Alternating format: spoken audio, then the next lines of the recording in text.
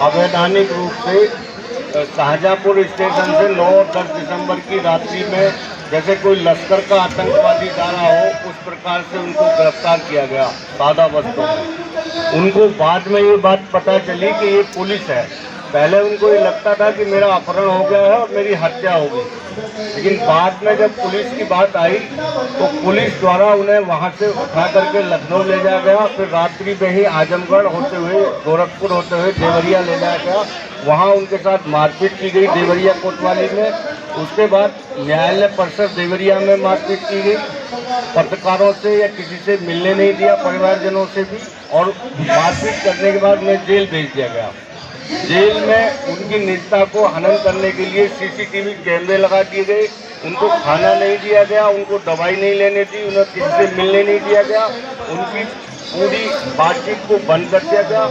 कुल मिलाकर के उनके साथ जो पुलिसिया गुंडागर्दी और पुलिसिया दमन किया गया, ये एक तरीके से उन आतंकवादी अपराधियों जैसा व्यवहार उनके साथ किया गया। जबकि उनकी उस गिरफ्तारी के संबंध में कल देवरिया कोर्ट ने विवेचक से जब पूछा कि आपके पास इस गिरफ्तारी के ठोस आधार हैं, तो विवेचक वो ठोस आधार कोर्ट में प्रस्तुत नहीं कर सका। तो एक गंभीर मामला है कि ऐसे मामले में उनकी गिरफ्तारी की गई, जबकि वो प्रख्यात सामाजिक कार्यकर्ता है, पूर्व IPS अधिकारी रहे हैं। उन्हीं का हमारा यह संगठन है आजाद अधिकार सेना। इन्हीं सभी चीज़ों को लेते हुए तथा जो वाराणसी में 19 दिसंबर को उनको पेशी की गई, तो वहाँ पुलिस ने सीटी बजा करके उनकी आवाज़ को दबाया तथा वहाँ नियुक्त एक DCP गौरव बंसवाल द्वारा उन्हें न्यायालय कक्ष में से उठाकर मारपीट करते हुए एक वैन में धकेल दिया गया और पत्रकारों से और किसी से उनकी मुलाकात नहीं होनी थी तथा शाम को 5:30 बजे पेशी कराई। न्यायालय परिसर को पूरी तरह छावनी में बदल दिया गया। तो ये एक अत्याचार की पराकाष्ठा उत्तर प्रदेश पुलिस और सरकार द्वारा की जा रही है उत्तर प्रदेश में, जो एक जंगल राज का प्रत्यक्ष उदाहरण है। इससे ऐसा प्रतीत होता है कि उत्तर प्रदेश में आम आदमी का जीना दुश्वार है। वो आतंकवादियों की नज़र से सरकार और पुलिस उसको देख रही है। तो इन्हीं सब मुद्दों की मांग को लेकर तथा अपने राष्ट्रीय अध्यक्ष जी की सुरक्षा को लेकर के हम लोग चिंतित हैं। उसी संदर्भ में हम राष्ट्रपति महोदय, महामहिम राष्ट्रपति महोदय को एक ज्ञापन प्रस्तुत करने आज यहाँ जंतर मंतर पर एकत्रित हुए हैं। जो हम सब लोग हैं यहाँ पूरे देश भर से आए हैं।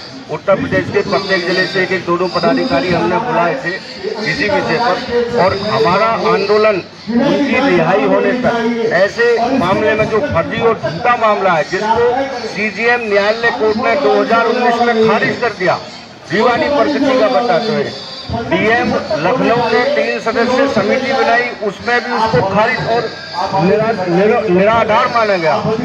ऐसे मामले को उत्तर प्रदेश सरकार और पुलिस ने एक फर्जी मनगढ़ंत आरोप लगा करके सिविल मामले को क्रिमिनल मामला बना करके फर्जी आधारों पर एक FIR दर्ज की। FIR दर्ज होने के 3 महीने बाद अचानक से जब वो दिल्ली कप सिरप से जुड़े मामलों के साक्ष्य लेकर PIL दाखिल करने सुप्रीम कोर्ट आ रहे थे, तो अचानक से शाहजहाँपुर स्टेशन पर रात्रि में आतंकवादियों जैसा व्यवहार करते हुए अचानक से उनकी गिरफ्तारी की गई, मारपीट की गई और उनको किसी से बोलने मिलने नहीं दिया गया।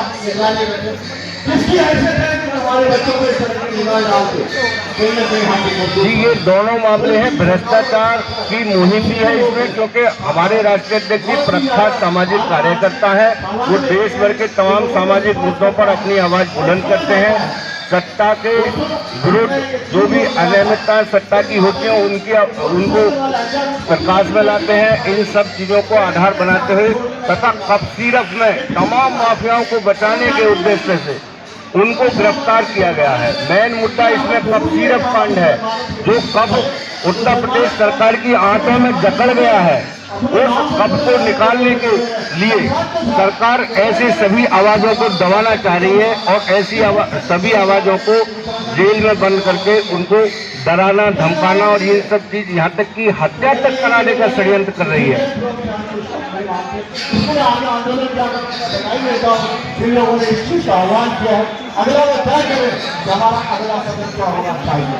बहुत बहुत धन्यवाद। हमारे बहुत सारे सामाजिक साथी आप क्रांतिकारी साथी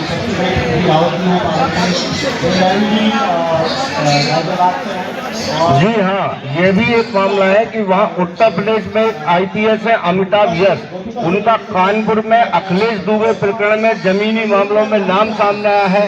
अयोध्या, मथुरा, मेरठ और तमाम जगह पर तमाम आईएएस और तमाम आईपीएस अधिकारियों ने अकूत संपत्ति, अवैधानिक संपत्ति अर्जित की हुई है। ऐसे तमाम मामलों के साथ उनके पास उपलब्ध है।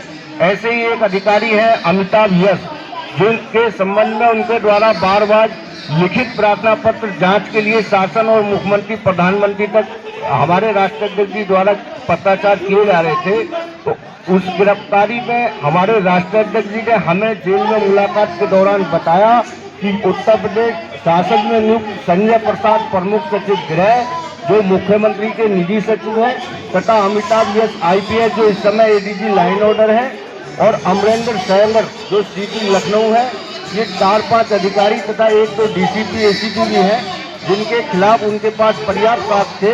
इन लोगों ने एक षड्यंत्र और साजिश के तहत उनको इस तरीके से अवैधानिक गिरफ्तारी कराकर डराया, धमकाया, मारपीट की तथा कफ सिरप और तमाम जो साक्ष्य उनके पास थे इन अधिकारियों के विरुद्ध भी, जिन्हें वो सुप्रीम कोर्ट में अलग अलग PIL दाखिल कर न्याय की मांग करते, उनको भी इन्होंने छीन लिया उसी गिरफ्तारी के दौरान। तो ये एक गंभीर मामला है कि वाराणसी न्यायालय में, देवरिया न्यायालय में, मतलब पुलिस उत्तर प्रदेश की इतनी निरंकुश और गुंडागर्दी पे उतारू है कि न्यायालय की अवमानना करने तक पे उतारू है। न्यायालय का भी कोई मान सम्मान ये लोग नहीं रख रहे हैं, जबकि न्यायालय परिसर में या न्यायालय कक्ष में आप बिना न्यायालय की अनुमति के आप कोई एक्टिविटी, गतिविधि नहीं कर सकते हैं। इस बात पर CGM देवरिया द्वारा वहाँ के SP देवरिया से पुलिस के इस गतिविधि के संबंध में जवाब भी मांगा गया है।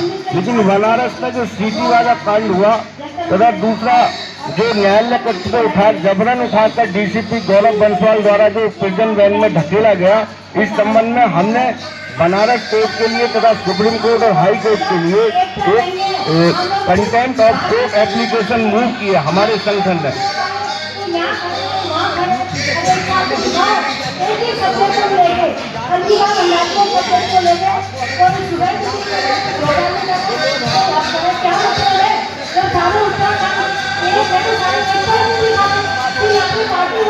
जी, हम इस केस की हाई कोर्ट के सिटिंग जज से और उच्च स्तरीय जांच इसमें कराने की मांग करते हैं। हमने आप ज्ञापन में भी ये बात अंकित की है कि इस प्रकरण की पूरी जांच हाई कोर्ट के सिटिंग जज से और उच्च स्तरीय समिति द्वारा की जाए, निष्पक्ष।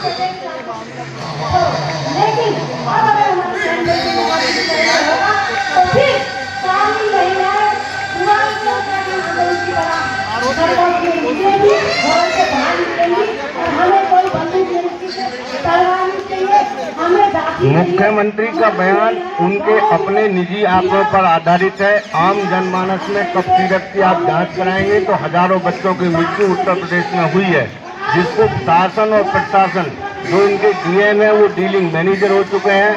वो लोग इन चीजों को, इन घटनाओं को दबाते हैं। सरकारी अस्पतालों में डॉक्टर दबाते हैं, जबकि वास्तविकता यह है कि कफ सिरप के कारण हजारों बच्चों की मृत्यु उत्तर प्रदेश भर में ही हुई है। लेकिन मुख्यमंत्री जी के अगल बगल जो 2-4 चपड़ बिंदु हैं, वो उन सब चीजों को दबा करके उस बात को दबाना चाहते हैं। मुख्यमंत्री जी का अपना निजी आंकड़ा है वो, न कि आम जनमानस का।